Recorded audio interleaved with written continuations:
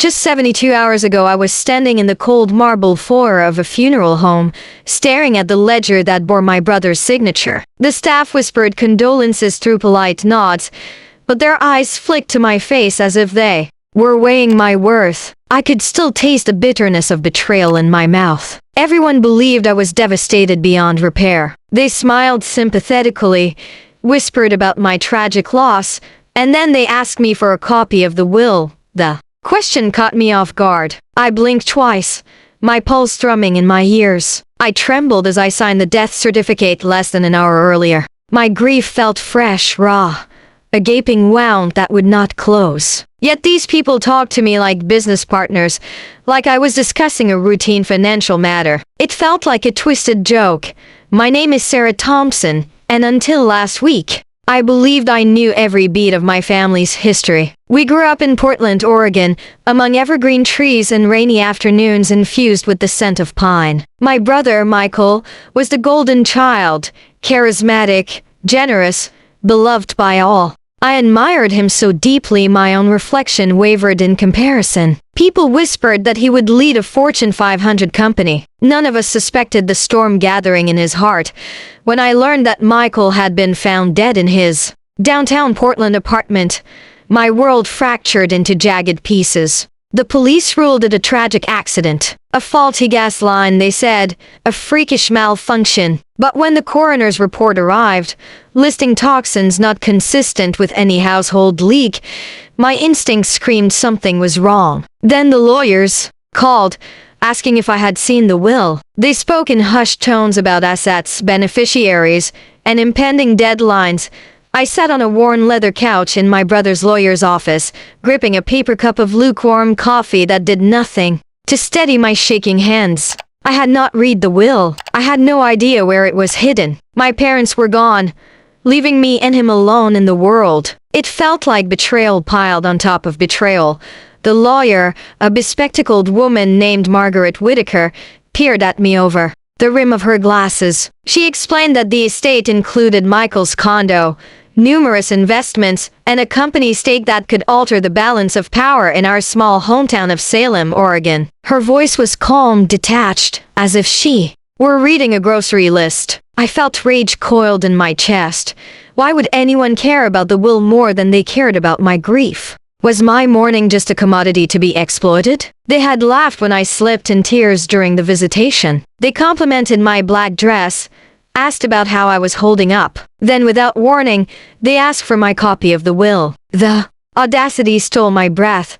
My brother had always protected me. Now I was alone in a world where betrayal wore polite smiles and sympathy like a mask. I left the funeral home under a cloud of questions that clung to me like shadows. I stepped into my car, the engine whining with the threat of rain. The sky above was a blanket of steel, and I felt the weight of every unspoken expectation crushing me.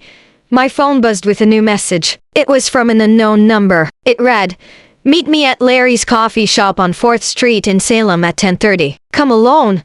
My heart lurched like a car hitting a pothole. Someone out there knew more than I did. The rain began in fat droplets as I drove through the damp streets. I should have been too exhausted to think clearly, but adrenaline propelled me forward. At Larry's I ordered a black Americano, and the barista looked at me with quiet concern. I slipped my phone back into my pocket and scanned the neon sign glowing pink against the gray sky. At a corner table sat a man in a tailored suit, his posture too rigid, his gaze fixed on me like a hawk sizing up prey. My breath hitched as I approached. He smiled, but it didn't reach his eyes. "You must be Sarah," he said, voice smooth as polished marble. "I'm Detective Ryan Carter." My knees weakened at the title. A detective had contacted me. The storm had grown far larger than I ever could imagine. He slid a manila envelope across the table. "We found the will," he said. I swallowed against a sudden dryness in my throat. My fingers trembled as they touched the paper. "There are discrepancies," he continued, voice low. "Signatures that don't match, amendments dated after Michael's death, and blank pages filled in with unfamiliar handwriting." My pulse thundered in my ears. I opened the envelope, my world narrowing to the crisp edges of those pages. Each Word felt loaded with hidden meaning. My brother's neat signature had been overwritten in several places, and someone had added an extra beneficiary, a corporate trust with no clear origin. My breath caught as I realized the truth. They had laughed at my grief because they already knew something I did not. They had prepared the ground indeed already. I can feel the tension coiling tighter than a rattlesnake ready to strike. The envelope lay open in front of me on the caf table, its contents burning holes in my mind. Across the room, Detective Carter watched me with hawk-like intensity. Rain pattered against the window pane, echoing my rising dread. My trembling fingers lingered on the peculiarly thick paper. I had to force myself to look closely at every line, every annotation that hinted at forgery. Each amendment struck me like a betrayal by someone who had stood beside Michael in his last days. The detective cleared his throat, breaking the silence that stretched between us like a fragile thread. Detective Carter's voice was low when he explained what we knew so far. He believed the gas leak theory was a smokescreen, a convenient story to mask something darker. Someone had tampered with evidence at the scene. They had erased security footage and replaced key documents with fabrications. Each discovery tightened my chest with a mix of horror and determination. I swallowed hard, my throat dry as desert sand. Who would do this? I asked, voice rattled by fear. Carter hesitated, then fixed me with a solemn gaze. Someone who wanted Michael's assets, his influence, or both, and they thought your vulnerability was their opportunity. His words stabbed like ice picks. I realized grief made me a target. A cold rage consumed me. Memories of Michael's laughter, his gentle teasing, his promise to protect me burned bright. I pictured his face the morning he insisted I join him for brunch downtown. He handed me an envelope then, telling me it was important but to wait for the right moment. What had he known that I did not? Carter watched me sift through the pages of the will, traced the new lines with a pen he produced from his pocket. He tapped the ink tip against the tabletop thoughtfully. These amendments could redirect half of Michael's fortune to entities with no clear ties to his life or his values, he said softly. I stared at the document, feeling tears blur the ink.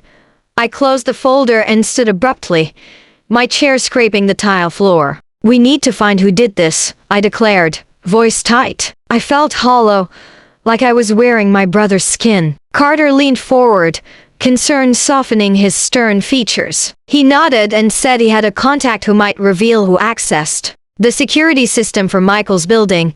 He handed me a slip of paper with a name and an address in downtown Portland. No time-stamped contact number, just this riddle of a lead. I folded the paper and tucked it into my pocket. Rain had turned the pavement slick outside, and I felt the cold seep through my skin as I stepped back out onto the sidewalk. In my car, I sat for a long moment gripping the steering wheel as if it could anchor me to sanity. My mind raced through every person I knew who might profit from Michael's death. His business partner, his ex-fiancé, even his closest friends. The die was cast, but I wasn't sure which player was the one controlling the board.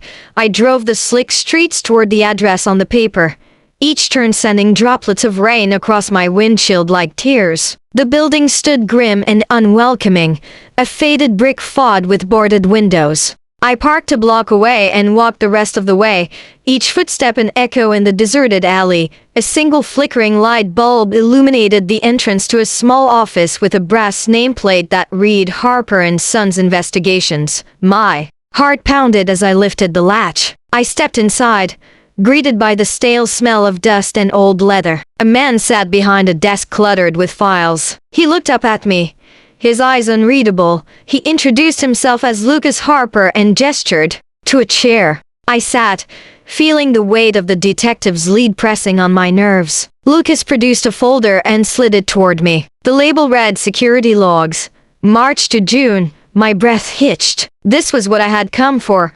He flipped the folder open, revealing printouts of timestamps and entries for the building's surveillance system. I studied every line, tracing the entries for the night Michael died. There was a gap in the footage from 2:30 to 3:15 a.m. Lucas pointed at the missing segment. It wasn't an accident, he said gravely. My heart sank.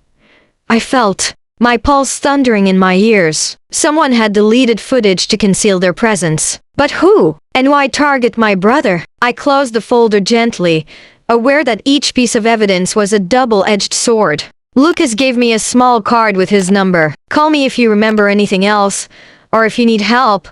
I left Harper and Sons with the information burning a hole in my coat pocket. The rain had stopped, leaving the air fragrant and heavy. Night had fallen, and streetlights cast long shadows across deserted sidewalks. Despite the danger, I felt alive for the first time since Michael's death. I knew I couldn't stop now. I had to seek the truth, no matter the cost. Night had deepened around me, and with every shadow I passed on the empty streets, my resolve hardened. I clutched a torn edge of Harper's printout in my pocket, the missing footage gap beckoning like an unanswered question. I replayed the timestamps in my head, imagining the moment someone slipped into Michael's building, erasing what had happened. My pulse thrummed as I maneuvered my car through silent blocks, headed toward the one person I trusted most, my brother's former business partner, Jonathan Reyes. He was sharp, guarded, and the only person besides Michael who knew half the secrets Michael never voiced.